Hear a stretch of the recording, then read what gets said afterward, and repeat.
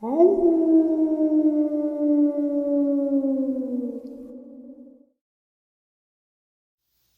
greetings and salutations, everyone. I hope everyone is still doing well, and welcome back to tonight's second half. Before we jump into tonight's second half, a couple links. As you all know, I rely on Patreon, PayPal, channel membership, and the merch to help the channel to continue to grow and go. Links to Patreon, PayPal, and channel membership is in the description below. Merch displayed directly under the video. Also, Dogman Frightening Encounters, Volume 1 through 3, the audiobook versions. They were written and researched by Tom Lyons, narrated and produced by me, Jeff Nadolny. Those audiobooks are available on Audible, Amazon, and iTunes, links to which are also in the description as well. And finally, last but definitely not least, if you'd really like to help support this channel to continue to grow and go, simply subscribe. It does not cost you a cent. Click that like button, takes half a second. If you don't want to miss out on any of the informative uploads I put out daily, click that bell icon, and folks, please leave a comment. Why? Well, because all these things, they really do help this channel to continue to grow and go, and yes, folks, they definitely do matter. Now, everyone, I have taken far too much of your time.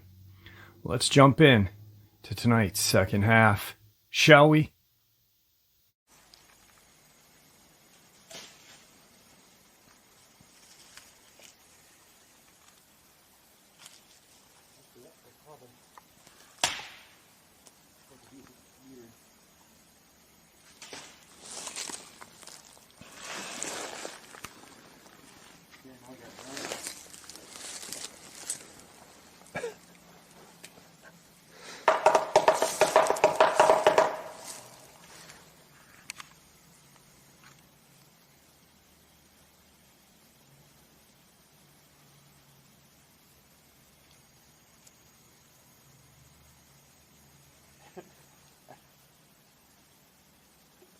Are you ready for one?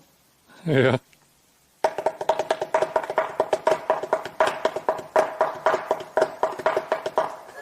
Jeez. They need to be a little bit lighter. Actually wiped out.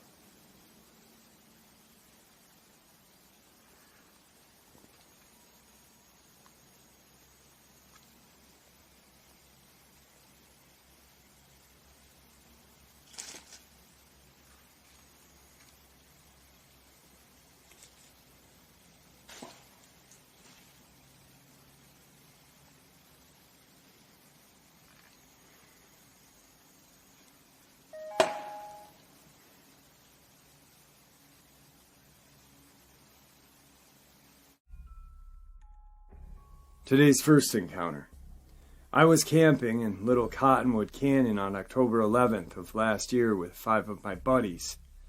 We had a canyon party and it was super fun. The wind started to pick up right after the party as we were getting ready for bed. We were all sharing a tent. We were about 1.5 miles off the road heading up the canyon in a very secluded area. When around 2 or 3 in the morning, we started to hear this mechanical, like THX movie intro slowed down, growing faster and faster. The bass got insane, and it felt like something was coming. All of my friends heard the same thing, and it scared the shit out of us. Then, as the sound was reaching its peak, it went dead silent, and this huge rush of wind hit the tent. The next morning, we all awoke to this huge stone underneath the tarp of our tent, right where we had been sleeping. We got out of the tent. Our entire tent had been moved 5 feet, which scared the shit out of us again. I'm not a big believer in the paranormal or aliens, for that matter, but this occurrence was the first time I had no real explanation. There was 5 adults sleeping in a tent. There's no way it could have moved that far on flat land without us noticing.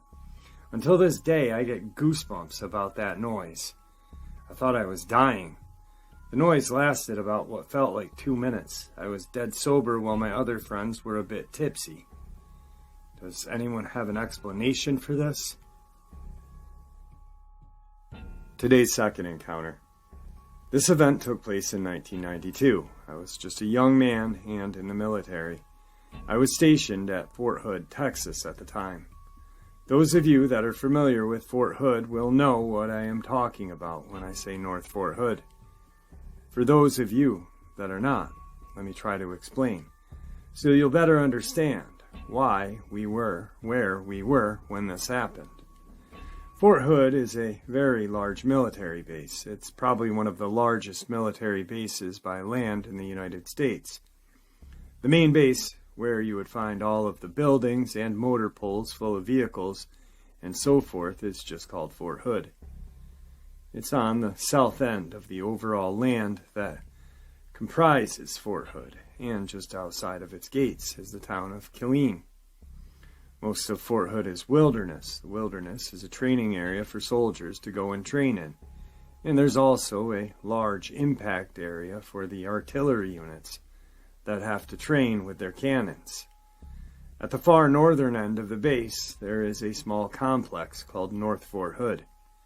It takes about 30 to 40 minutes to drive from the main base up to Fort North Hood. In the early 90s, there was not much in a way of buildings or infrastructure at North Fort Hood. The unit I was assigned to had to calibrate a piece of equipment, and that meant that it had to be set up and left in place for about a week while calibration took place. I'm not going to get into the details about this equipment, and it's not vital to the story. What is important to note is that we had to set up this equipment on North Fort Hood during the process. During the day, we had some soldiers who were there working on the calibrations, but at night, we obviously were not going to leave this expensive equipment unguarded. So every night, we would leave 2 soldiers with the equipment to keep an eye on things and make sure nothing happened to it. It was very easy duty by every measure. There was a tent to stay in and plenty of food. Soldiers who stayed the night to guard the equipment got the next day off. Basically, we would just sit in the tent, play cards or some other game, and just keep an eye on things. It was basically camping. I volunteered to take Thursday night as my turn at guard duty. This was because I had vacation leave time starting the following Monday. My rationale was simple. Take guard duty on Thursday night, get Friday off, and start my leave time early. It was myself and another young soldier who was a friend of mine. Both of us were just kids. I'd just turned 21, and I believe he was just 19 or so. Keep in mind that it's 1992, so cell phones did exist, but were by no means as prolific as they are now.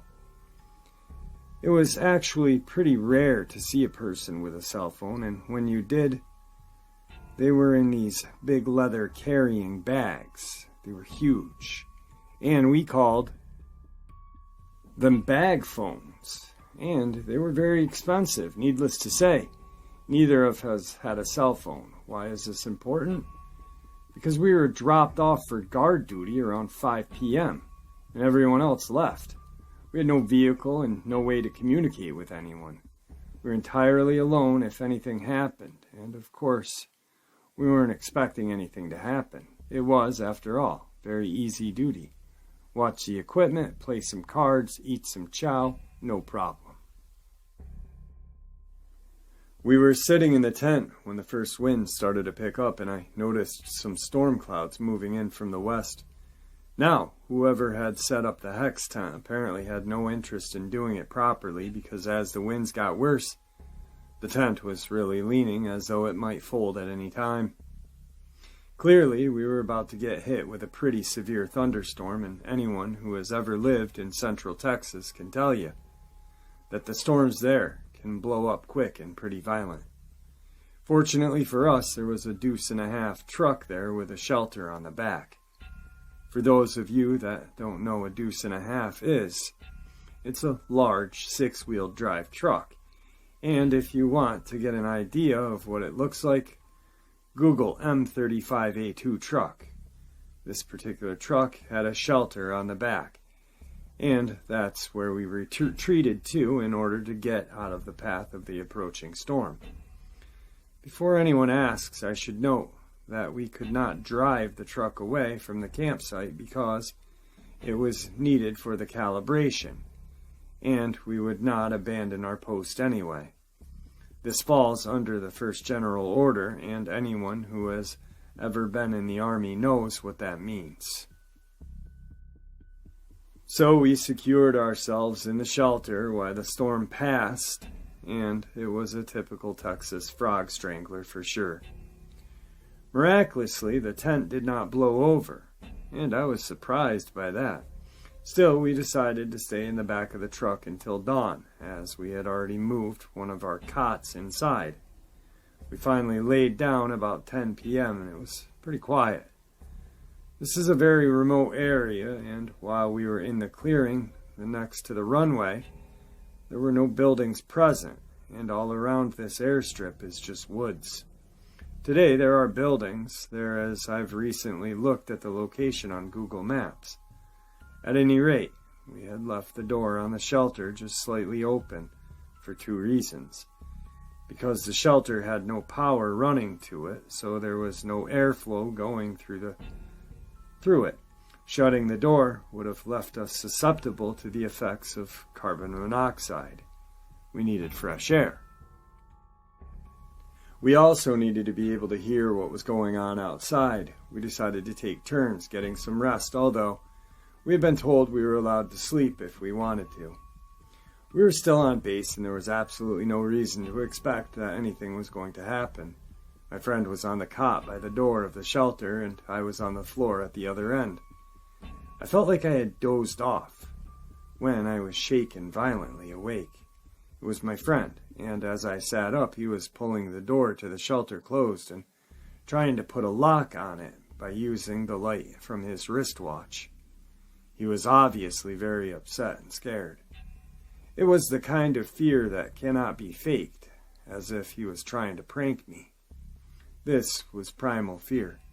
I kept asking him what was wrong, and he finally managed to tell me that something had grabbed him by the foot and tried to pull him from the shelter. My first thought that he had dozed off and had a nightmare. But he insisted that he had not even fell asleep, and stated whatever grabbed him had said, "We'll be right back for you," and let him go as he was shaking me awake. I wasn't sure if it was a prank or not, but my gut instinct was that he was petrified and his hands were shaking as he tried to lock the shelter door. So there must have been some truth to it. I told him that we couldn't leave the door closed because of the carbon monoxide. I was the higher rank, so technically I was in charge. He refused to stay by the door if it was going to be open even a little bit, so I agreed to switch places with him. I opened the door just a couple of inches and laid down on the cot, still believing he had just had a really bad nightmare. He was on the floor at the other end of the shelter. Within a few minutes, some pretty strange things began to happen. There were scratching sounds on the shelter, scratching on the sides, on the top, and on the front from where the cap of the truck was. A few times the door moved ever so slightly, but never opened. Needless to say that by this time I was convinced that something or someone was definitely outside, and both of us were pretty scared. I reached to the end of the cot as I was on and pulled out a metal cross member that was used to give it tension. After that, I felt under the cot and found a wooden handle to a pickaxe. In the Army, we called this pioneering tools, but most of you will know it's a pickaxe handle without a pickaxe part at the end. This I handed to my friend and instructed him if anyone was to open the door to the shelter, we were going to start beating them with our makeshift weapons. And don't stop beating until whoever it is down on the ground and not moving. The scratching on the exterior of the shelter continued intermittently throughout the night. We made no effort to call out to whomever or whatever it was. I think we were both just in fight mode. If anyone had pulled that door to the shelter fully open, I had full intentions of fighting for all I was worth. I'm certain my friend felt the same way. Eventually it began to get light outside, and as the sky began to get lighter, the scratching stopped. We stayed in the shelter for another 40 or 50 minutes until the sun was fully up. At that point, I said that I was going to push the door all the way open, jump off the back of the truck, and if he saw anyone, just start swinging. So I counted 3, flung the door open, and jumped off the truck. When you're 21, you can jump off a deuce and a half and it doesn't hurt. Now I would be far more cautious. At any rate, there was nothing, not a soul. We looked all around the truck, in the camp, nothing. What I noticed immediately was that while we were leaving boot tracks in the still wet ground, there were no other tracks around the truck at all. I began to look for loose items on the shelter that might account for the scratching sound. Nothing. I didn't know whether to feel relieved or still be on the edge. We packed our gear, and about 30 minutes later, the relief NCO arrived in an HMMWV, the Humvee. He wasn't even fully out of the truck, and we were putting our stuff in it to leave. He laughingly remarked that we seemed ready to go. We never told him a thing. In fact, we never said anything to anyone in our unit about what happened. We probably should have, but I think we were afraid that we maybe have laughed at. At any rate, I got behind the wheel of the Humvee and my friend got in the back on the passenger side. I drove down the road a ways and came to a stop at the main highway that we would take to go back to Fort Hood. At that moment, there came a clear, loud, and distinct clap of thunder. I leaned out the window and looked up, and then I looked back at my friend who was in the back of the truck, and he said something I'll never forget. "There ain't a fucking cloud in the sky, man." I believe I probably set the record for the fastest drive back to Fort Hood in a Humvee that morning. I'm not one to believe in this kind of stuff. I think a lot of this paranormal stuff is just active imaginations, or people making it up. But something happened to us that night, and I will never forget it. It scared the hell out of me, and I don't want to experience anything like that again. Well, that's my story, and it's 100% true. Today's third encounter. Several years ago, my brother was a pastor at a Baptist church on Highway 90 in Dawson, Louisiana. He and his wife lived in a trailer house on the church property. They got home one evening after dark and saw a possum that had been eating their cat food. The possum ran out across the back of the church parking lot, which was lit by security lights, and stopped by the base of a tree about 50 yards from their back door. My brother decided he was tired of this animal eating the cat food. He opened the back door and grabbed his scoped .22, turned off all the lights in the house, and got in a prone shooting position on the floor. He could see the possum at the base of the tree. Its eyes were shining in the light of the security lamps. He decided he would wait until the possum came closer for a clean kill shot. The possum did proceed back towards his house, but stopped under the lights in the middle of the parking lot. That's when he was shocked by the next series of events. The possum morphed into a humanoid figure about 6 feet tall with a very small head. It was very thin and had arms and legs like a human, but also very thin. It began to pace back and forth across the parking lot, but always looking in his direction. He said he could see its eyes shining, and he knew that it knew it was there, even though he was in the dark. He said he was totally creeped out, but decided to wait and see what would happen next.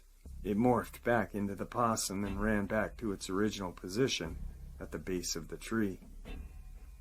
A few minutes later, his wife came out of the shower wrapped in a towel, and he told her she needed to see something.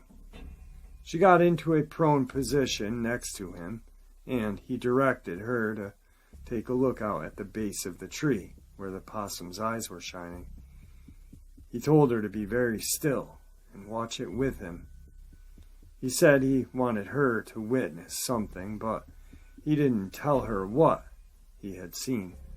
Shortly, the possum again came out into the middle of the parking lot and morphed into the humanoid shape again. His wife freaked and asked him what it could be. She thought she was looking at a demon. A few seconds later, they heard a loud rustling sound coming from it, and then 2 feathered wings spread out from its back. He said the wingspan had to be at least 12 feet. It then started flapping its wings and rose off the ground and hovered about 15 feet, all the while still looking at them. It then gained altitude and flew toward his house and over his roof. He said they could hear the wings flapping.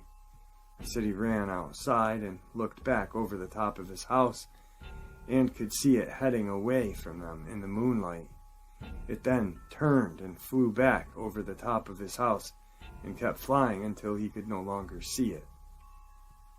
Just an FYI, my brother is an avid outdoorsman and hunter, and is very familiar with Louisiana wildlife. He has captured poisonous snakes and alligators by hand, and is not afraid of nothing in the natural world. He told me that he was having a difficult time trying to rationalize what they had seen. He asked me not to tell anyone because he didn't want folks at his church to think he was nuts. Today's final encounter. The person I was dating at the time, native, invited me to go with them to their grandmother's house for Christmas. This being the first time I had ever been to a Native American reservation, I wasn't sure what to expect. I had lots of ideas regarding what might be, as well as what-ifs. Nevertheless, excited to go somewhere I had never been before. Most of my excitement was reserved towards learning more about the culture and unique opportunity of visiting a reservation as an outsider. Because of this, I was also a bit nervous. What if I wasn't accepted? Would the people be welcoming, or would they be hostile towards my presence? Although these questions were lingering, most of my fears were quelled by the wonderful hospitality I had been shown by both the grandma and the people I had privileged to interact with while I was visiting. We left our house on Christmas Eve with our dog and started to make the 4-hour journey to his grandma's house. On the way, we saw a beautiful sunset scattered across the mountains. After traveling about 3 hours, we found ourselves at the turnoff that leads to the hour-long drive on a desolate road that would eventually take us to our destination. While on this road, my significant other shared stories of dances and some other practices of his tribe. All of it fascinated me and left me asking more questions than I had imagined asking. By the time we arrived at Grandma's house, it was dark and cold. As I began to unpack the car, my significant other takes our dog a bit away from the house to go to the bathroom. By the time they get back, I've taken our bags inside and locked the car up for the night. As we sit around the kitchen table eating food lovingly cooked by his grandma, we shared stories and played card games. After about an hour, we all said goodnight to one another and got ready to turn in, maybe 12 in the morning. My significant other and I lie down and I call our dog to the bed. A short time thereafter, we fell asleep, although I forgot to turn off the light next to the bed on the nightstand. Maybe around 2 or 3, I awoke to having to use the restroom and noticed that our dog was sitting, just looking at the door that led out into the small hallway. On the other side was a main door to the house. I called to her to come back to bed, and she just put her nose at the base of the bedroom door, sniffing and scratching.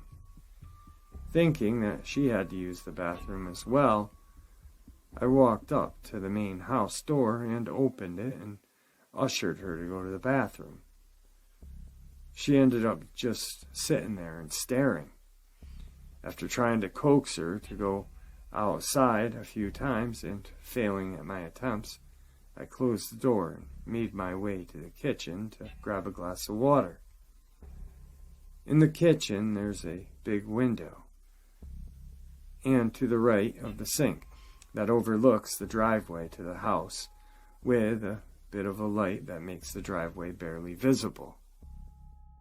As I reach to turn on the faucet, my head turns to the right to look outside, and I see a dog sitting outside staring into the house.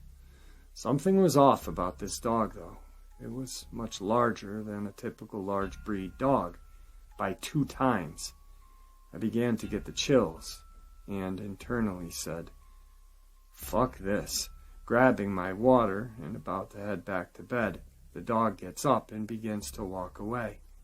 One thing that I feel I might not convey well is the way the dog walked. It seemed to walk very awkward and almost stiff-like after making my way back to bed and falling asleep, and waking up the next morning while eating breakfast Grandma had made. I nonchalantly asked anyone listening at the kitchen table if the neighbors had an extra large dog. That's when Grandma began to ask questions, and my significant other started to look concerned. Grandma's immediately made a few phone calls, and after a bit of time passed, a native priest and healer arrived at the house, and they began to converse silently with Grandma. Thinking I must have done something wrong, my significant other joins my grandmother in conversation. They all began to look at me and talk more, and then the priest goes around the house with sage and cedar. The healer comes to talk with me and Grandma about my experience, and my significant other disappears outside the house to gather some raw meat. From what I can gather, I encountered something that I should not have the previous night, and by my arrival, an outsider, they had to make certain preparations to ensure our safety for the duration of my stay. After this visit, we visited many times after, and I had no other weird experiences, but this experience left me chilled to the bone and will live with me forever for the rest of my life. I can't get over how this dog behaved and how completely large it really was. Okay guys, the first 2 I wanted to share because they were similar and not really. I'm going to leave it up to you to kind of, you guys to figure out what possibly happened in these. I'll let you know what I think. The first one, no idea. And I'm not even going to speculate.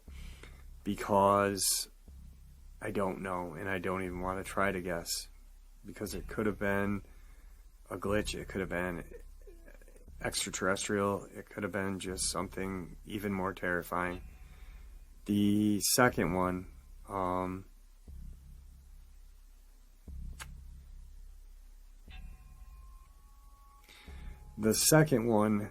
was, I'm leaning towards a werewolf. Now, the reason why is because they were scratching on the sides of the vehicles. They heard something come up the front of the vehicle. Something obviously could open the door or, place great fear. So I think what would have happened was this werewolf would have came up the front of the truck into the back, and as it went, scraped the sides.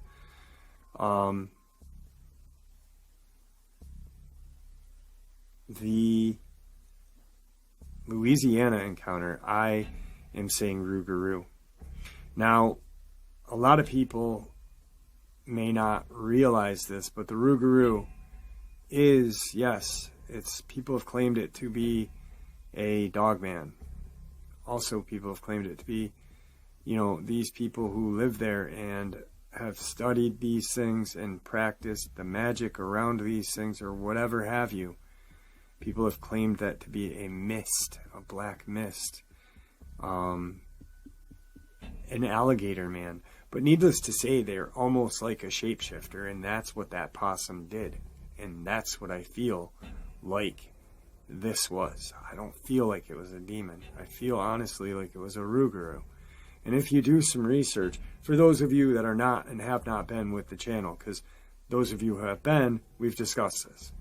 But if you do your research and you look, the Rougarou is supposed many different things. So, you know, it's supposed to be able to change form to Wolfman, Alligator Man, a mist, whatever. So check it out. The last one, I'm not going to say Skinwalker because they didn't mention the Navajo land. But what I will say is I believe it was a smaller Dogman or a shapeshifter, just because of how it was sitting. It was two sizes bigger than the largest dog. So, I mean, I really think it was a Dogman on that one. That's a human. That's not human. It's not a human. The face is here at first, but no.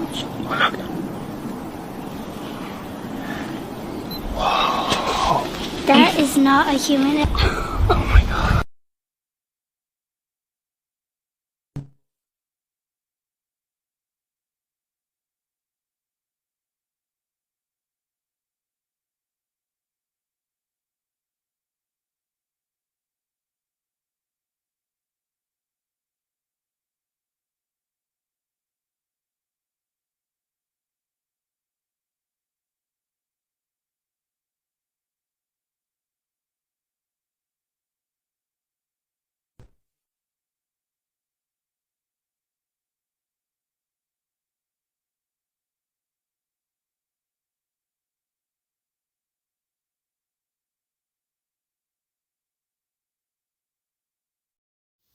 All right, folks, I hope you all enjoyed tonight's second half as much as I enjoyed sharing it with you. I'd like to thank you all for supporting the channel. Your support is what makes this channel special and what continues for it to grow and go. Please, everyone, stay safe, happy, healthy, and ever vigilant, keeping an eye on our children, our pets, our family, and friends. These creatures are real, they are out there, and they are dangerous.